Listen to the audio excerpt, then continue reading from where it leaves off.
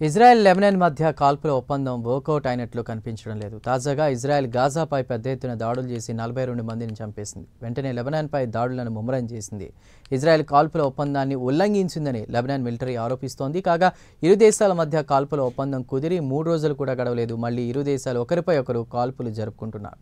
ఇదిలా ఉండగా గాజా నుంచి అందుతున్న సమాచారం ప్రకారం గాజా స్ట్రిప్లో నిరంతరం దాడులు చేస్తోంది ఇజ్రాయెల్. యుద్ధ ట్యాంకులతో గాజా ఉత్తర దక్షిణ ప్రాంతాల వైపు దూసుకుపోతోంది ఇజ్రాయెల్ మిలిటరీ.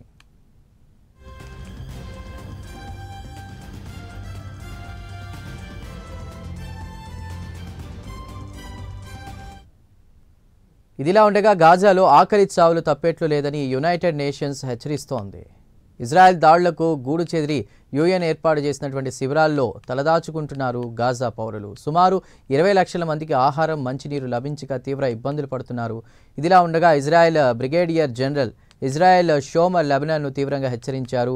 హెజ్బొల్లాలు తిరిగి గ్రూప్గా ఏర్పడి తమపై దాడులకు ప్లాన్ చేస్తున్నారని, తిరిగి తాము లెబనాన్పై దాడులు చేస్తామని హెచ్చరించారు. అయితే హెజ్బొల్లాపై నిజమైన విజయం సాధించాలంటే కొన్ని దశాబ్దాలు పడుతుందని ఆయన వ్యాఖ్యానించారు.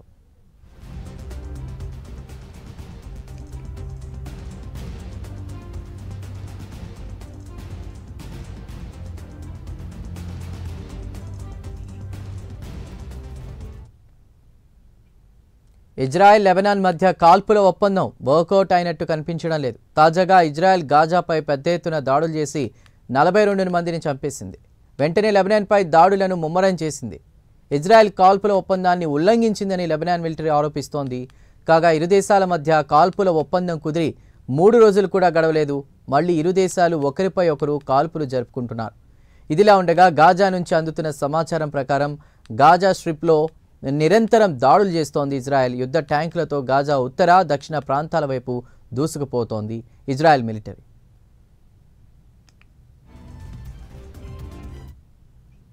గాజాలో ఆఖరి చావులు తప్పేట్లు లేదని యునైటెడ్ నేషన్స్ హెచ్చరిస్తోంది. ఇజ్రాయెల్ దాడులకు గూడు చెదిరి యుఎన్ ఏర్పాటు చేసిన శిబిరాల్లో తలదాచుకుంటున్నారు గాజా పౌరులు. సుమారు 20 లక్షల మందికి ఆహారం, మంచినీరు లభించక తీవ్ర ఇబ్బందులు పడుతున్నారు.